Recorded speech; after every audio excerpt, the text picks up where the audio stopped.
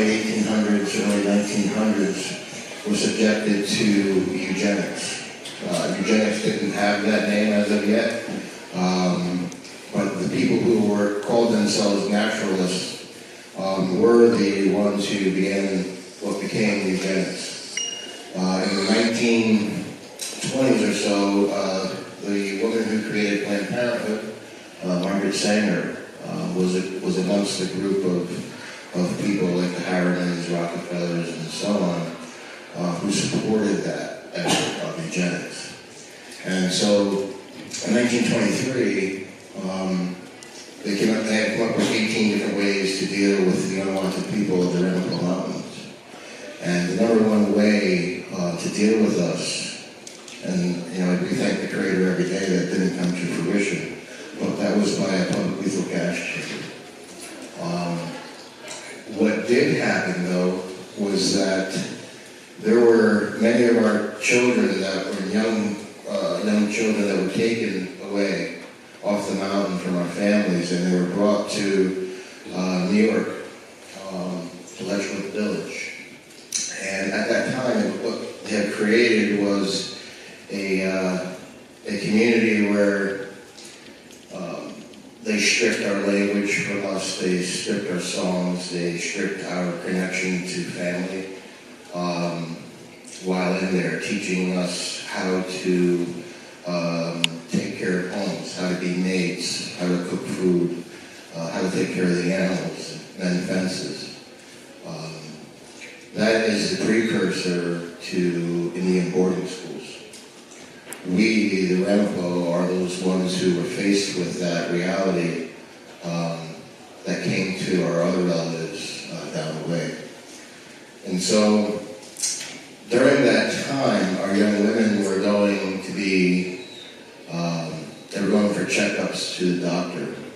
And the doctor, unbeknownst to obviously our children, their anatomy was being drawn.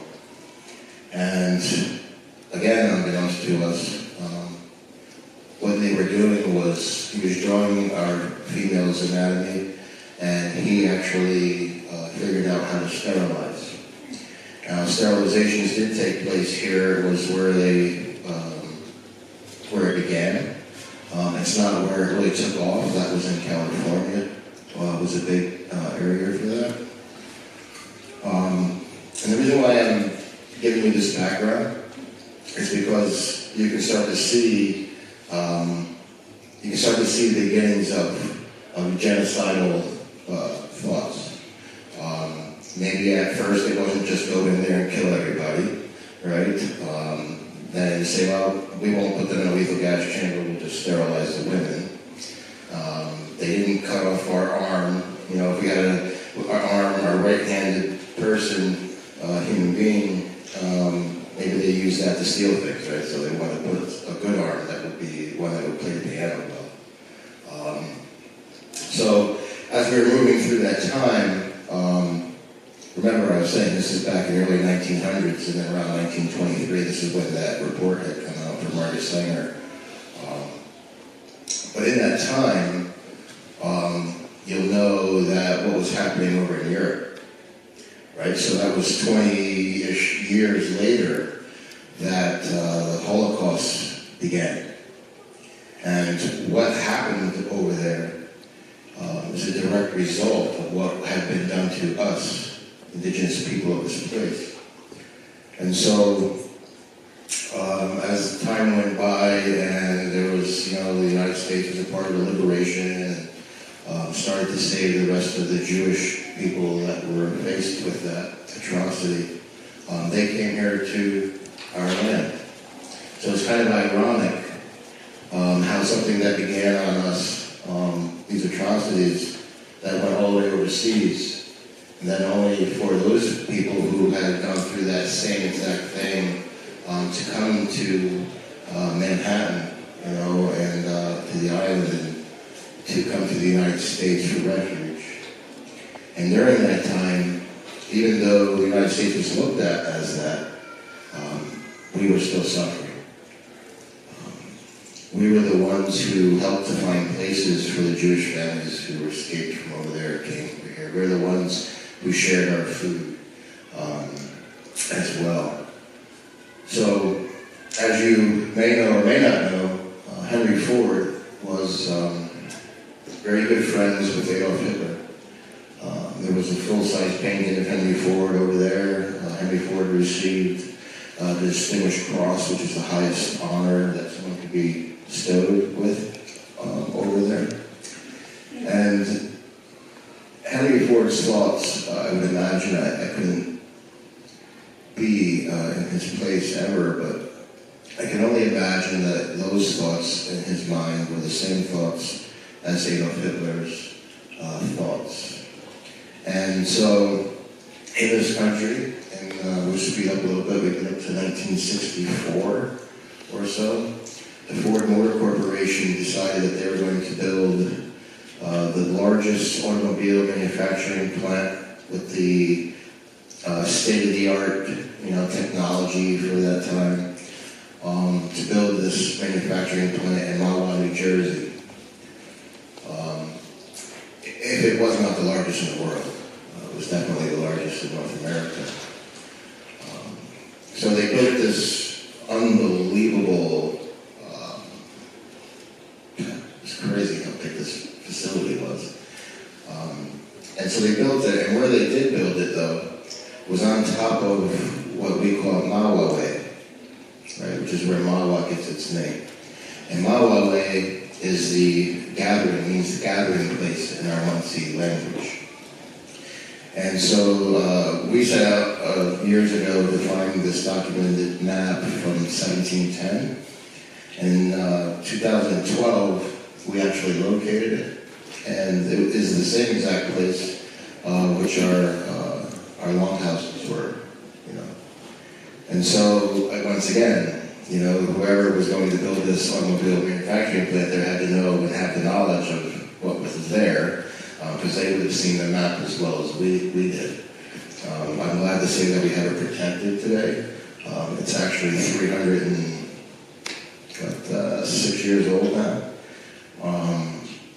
We actually fought, the little tribal rental codes, we actually fought to preserve it. So it is preserved. It's on animal skin. On the back of it is written all in Dutch, right?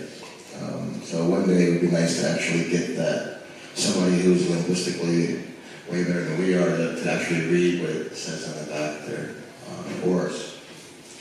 So in 1964, the Ford Motor Company had, under the guise of Ringwood Realty, a subsidiary company, bought 900 acres of land in the Lenape Mountains. The significance of the place that they bought was that the Rampo's Turtle Clan was our core family area. We have been there since someone started writing about the area. And one of the first people to write about that area was Mr. Hasenclever, and how he came through the Rampo Mountains, and he discovered these natives living in these dome-shaped hovels, although they were well kept, And it was the Ramapo Muncie people who actually showed them the iron. And there were shards that shot out of the ground like 100 feet in the air. And so then the mining industry took place. And so we consider those mines our Muncie, Ramapo, Lenape. Lenape and Muncie is the same, right? So we say Lenape in Muncie. If we were Unami, we would say Lenape, right? So those mines were used, and the Ramapo people, Muncie people, were a part of the extraction of the iron, the smelting of the iron, and inevitably we were a part of the use of those. So every war, from the Revolutionary War to World War I, those mines produced the first 900 cannonballs of the Revolutionary War. They produced iron for the chain across the Hudson. They also produced iron, which to this day holds the dome over the Capitol building of the people who were supposed to to write laws and protect us and uphold those laws in the Constitution of the United States that isn't just for non-Native people, but it's for everyone here, right? All immigrants who are on their way here, the ones that are trying to make it here because they are under that understanding that it's a safe place to be. So, the Ringwood Mines complex, and just as it was when we lived in those wigwams, when the mining industry started to die down, we went from living in the wigwams to living in their cabins that they left behind, and then after we lived in their cabins and they were in the mining housing, when they left those, and we moved into those houses. And so today, what's left of those nearly 100 houses is about 49. We were subjected to fires, burning the houses. We have a whole street, what's called Pipeline. All those houses are gone but one. So in 1964, Ford acquires this 900 acres of land under Ringwood Realty. They also become landlords, right? Because they had all these houses, and our people were the ones who lived there. And so they tried to figure out a way to get us out of there, because what they wanted to do was build a $50 million self-contained community. And there was a nonprofit called How To, which was partially us, that actually fought against that. Because where were you going to put 800 people? Right? They couldn't just pick us up and put us in a hotel. They couldn't put us in a tenement building. There was nothing. So under the pressure of the local people who lived there, ourselves, and How To, which was actually Ramapo and people from the federal government, we won the right to stay there. And almost immediately, the Ford Motor Corporation began dumping. And what they began dumping was their paint sludge. So in their spray booths, they would be spraying the cars, right? And then all the heavy particulate would fall to the bottom. And then they would use chemicals like paint thinners and, all those things to remove the paint. And what would be left, what would be created would be paint sludge. And I can't say that they immediately started to put it up to us, because around the Ford Motor plant, right, there was these big, huge berms in front of the building. That's where they actually started to dispose of their toxic waste.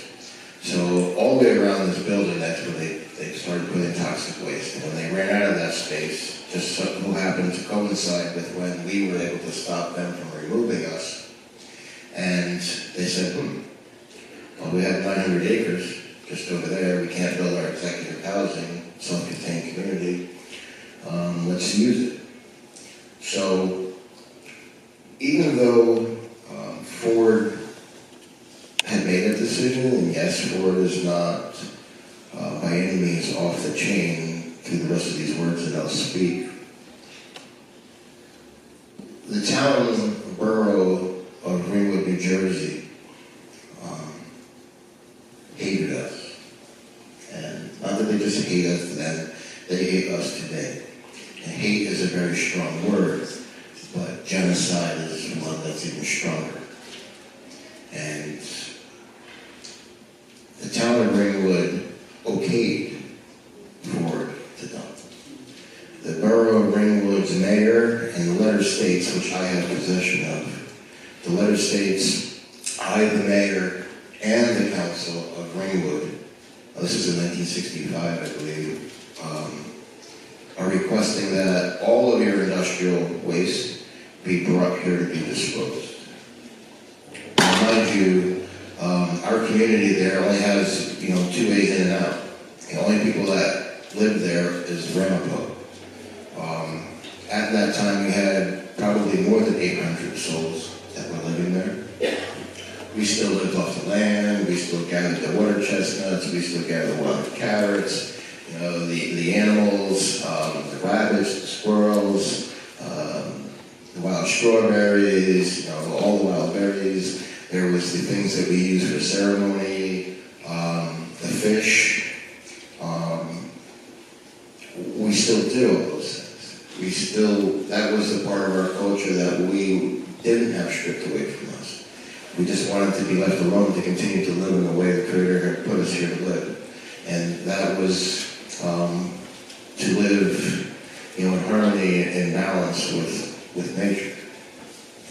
And so the borough of Ringwood wrote a letter to Henry Ford, and it says on there, I, the mayor, and the council of the borough of Ringwood, New Jersey, are requesting all of the toxic waste to come here. And that letter was sent to Henry Ford, the grandson, to Michigan. So Ford was continuing to dump. They used an area that was very special to us, which now carries the name O'Connor Landfill. And during that time, as dumping was happening, what they would also do, and this is what makes it really bad, they would actually take and put into, when they did the dumping of the toxic material, they would put things that they know that we saw had value. Like the alternators. Our people would strip the copper from there, the metals, things like that. So we wouldn't think twice to go there, to pull that out, right? Because we didn't carry the knowledge that one day this nearly would wipe out our entire community. So moving forward a little bit, there were fires that were started. When things started to build up, they would start fires and, they would burn them back down. The problem was that all of the chemicals that were there. And those chemicals created another chemical. And you guys will know this chemical. It's called dioxin. Dioxin is Agent Orange. Agent Orange was discovered by an accident, and that is what was used over Vietnam for a thing to defoliage the forest. Well, over there in that instance, we were at war. Our government dropped it down, and they, of course, who were the people that were there? Our soldiers, many of which were Native people who are still faced with the effects of those chemicals today. One of them is my uncle, just one uncle. So dioxin happened from the fires burning. And dioxin isn't something where if you stuck your head in a box of dioxin, you obviously would die. But what dioxin does is it starts flipping on all the switches in your body, in your DNA. Switches on diabetes, switches on issues with teeth, switches on blood pressure, switches on skin diseases, switches on cancers of every kind, not just one. And so we were living in this, these things started to happen. The state of New Jersey is another one who has to be held accountable and responsible as well as the town. Because the state of New Jersey in 1971 actually issued a permit to dump industrial waste, guess where? On the Lenape plant. The other important thing to know about this is that this all sets less than 1 mile above the Wanacue Reservoir. This is also the recharge area for the Wanacue Reservoir. The Wanacue Reservoir now feeds upwards, and if not over, at times, 4 million people a day. So now everybody might have heard that Newark has a problem with lead in their water. And they say, oh, well, we're not sure where it comes from. It's not coming from the pipes. Well, the other thing that you hear is that comparing what's happening in Newark to Flint, Michigan, I have been told by experts that this is worse. And you can guarantee it's worse. You want to know why? Because it's been happening since 1964. And it's still happening. Right? Peter's Mine, right, which is the largest mine in all of the complexes, is 2,400 feet deep. That's twice the Empire State Building. It's 17 levels, hundreds of miles of tunnels. It has a fracture in the bottom of it. It fills up with groundwater. It is the recharge area. Ford was dumping so much material. I mean, they had a bulldozer, right, a D8 or D9 bulldozer, and they were using that to push all this stuff into Peter's mine. So, Wanakee Reservoir started to come into play when we started to exhibit health issues. And the Wanakee Reservoir is honestly the only reason why the dumping stopped. Because the Wanakee Reservoir people said, all of this toxic waste is leaching into the Wanakee Reservoir. Those are their words. The Ramapo didn't write them, right? Budweiser had a manufacturing plant and still, I believe, has one in Newark. And they used to have a contract with the Wanakee Reservoir. Guess what they did with their contract? They tore it up. So the water that's going to Newark, actually, could be the issue with the water there potentially, could be the issue that we've been screaming and yelling about and dying from since 1964. What happens is when you have lead pipes, they're fine. When you introduce chemicals into water that's carried along, and those chemicals interact with the lead in the pipes, some of those chemicals begin a leaching process. And the pipes actually begin to break down, and they find their way to your faucet. And so when we look at the cities in New Jersey, you know, whether it's Patterson and Newark, or Jersey City, even some rich or well-to-do communities like Franklin Lakes, they get their water from there too. And so it isn't hard to imagine that Chief Mann's about to open Pandora's box, but it's not hard to imagine that, you know, those little kids that live in those cities and those apartment buildings are not sitting there gnawing and chewing on the windowsill. What you can guarantee was that their mothers, right? Their mothers were drinking the water, cooking with the water, bathing in the water, becoming toxic themselves, become pregnant, the baby's in there, and the baby's taking everything the mother's taking in. Then those children are born. When they're first born, you don't notice anything, but then they start to develop, right? And their milk's being made with it, their food's being made with it, they're being bathed in it. Without that, all of that water, we wouldn't be able to do those things. We would be sick without water, right? Clean water. So it's not hard to say that all of those people, all of those things that we have wrong with us today, is because of that. All of the suffering of all of the other people that look back up towards northern New Jersey and said, oh, it's the Ramapo people. We're not going to care about that.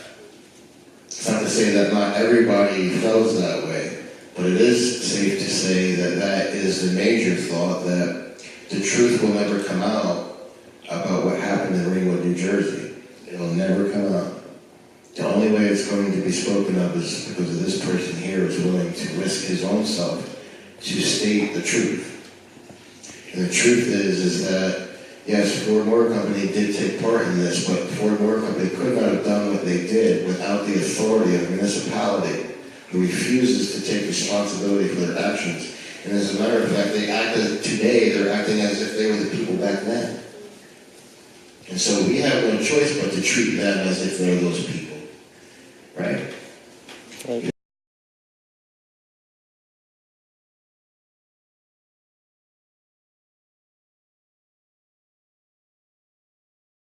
It is, right? So the Turtle Clan has, which is my family, right, has given me the trust. And sometimes that trust is, it's very hard to understand what it means to hold that. You know, I'm responsible for 1,200 people or so directly, and I have to hold their future, which is their lives, in my hands.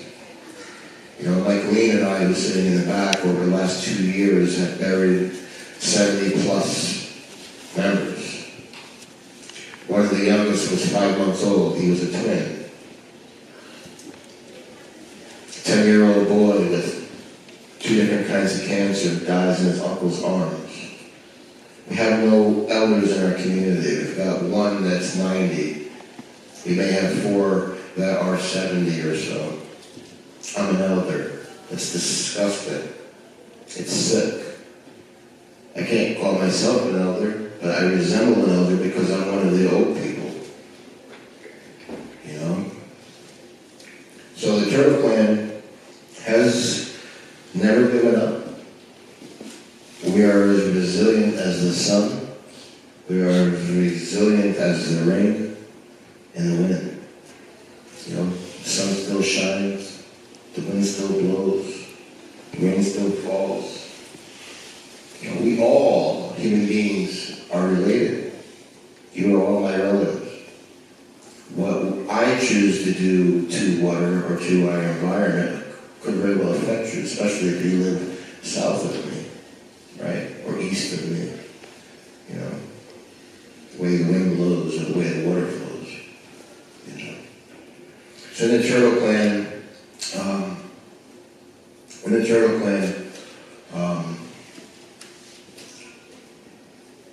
we have lost, we did a study of our own because the ATSDR, I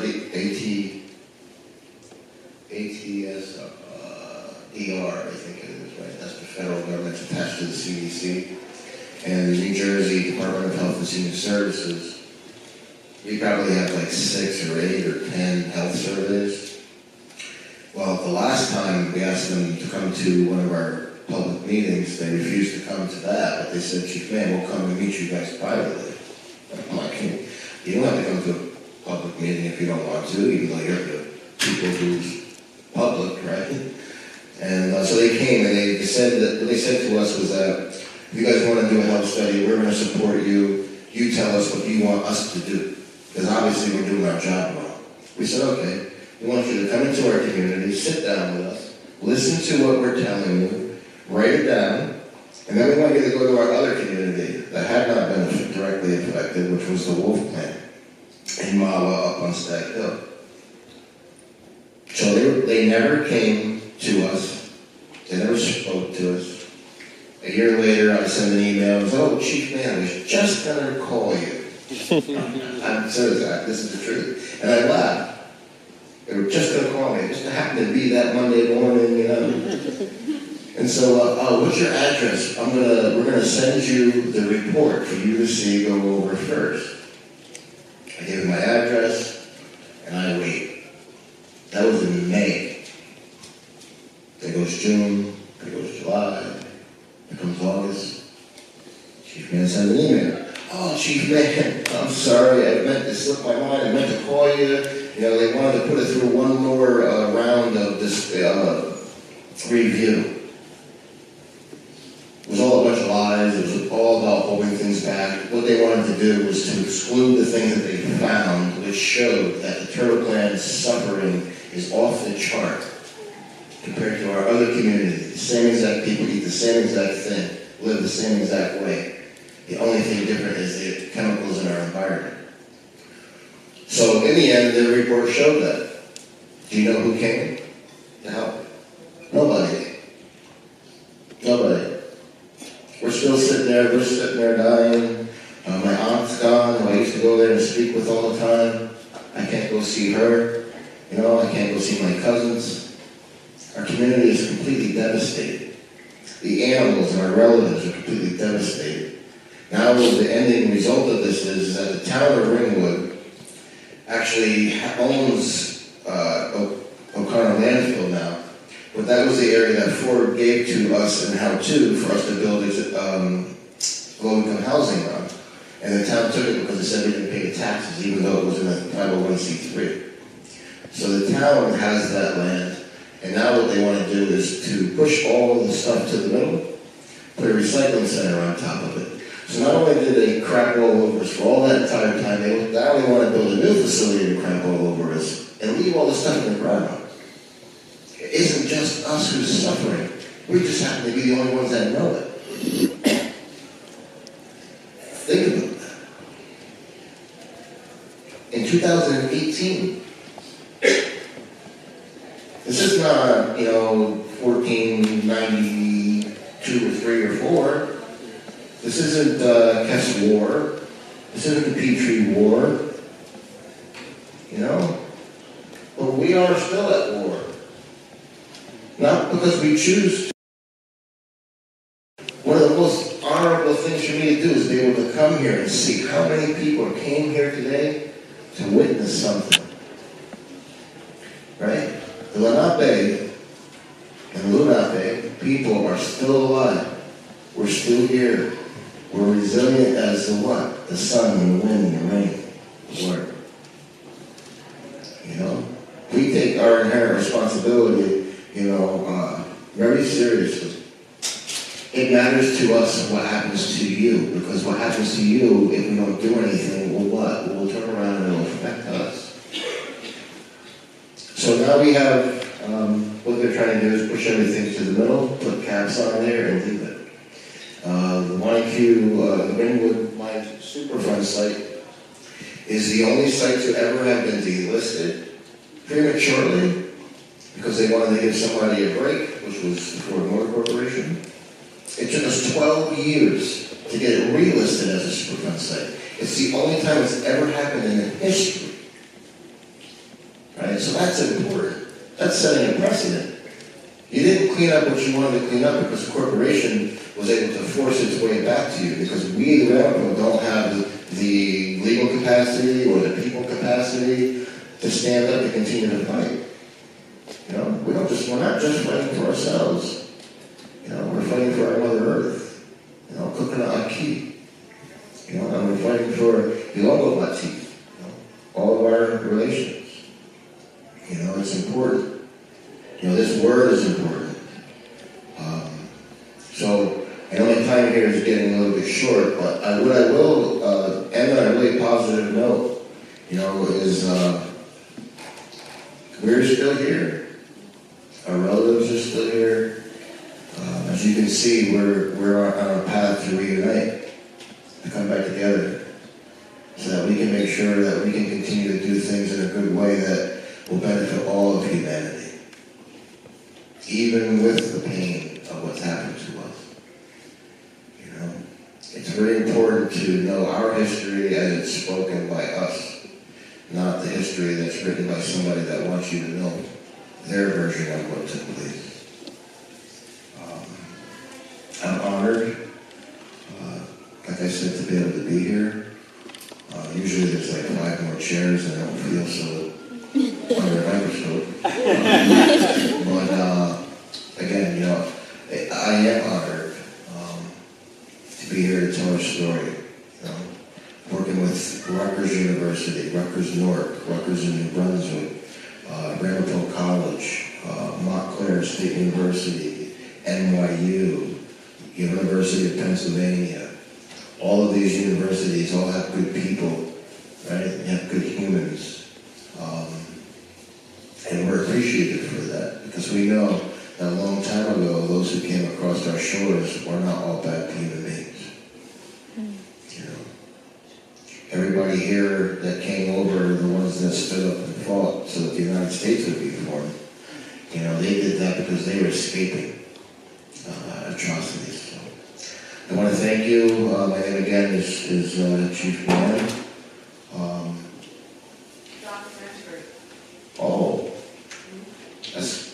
That's my Lenape wife back there. She's trying to hide. What she just said was that, you can go on online and you can look up Mann v. Ford. You can also go online and look at Toxic Legacy, which is a very, very, very powerful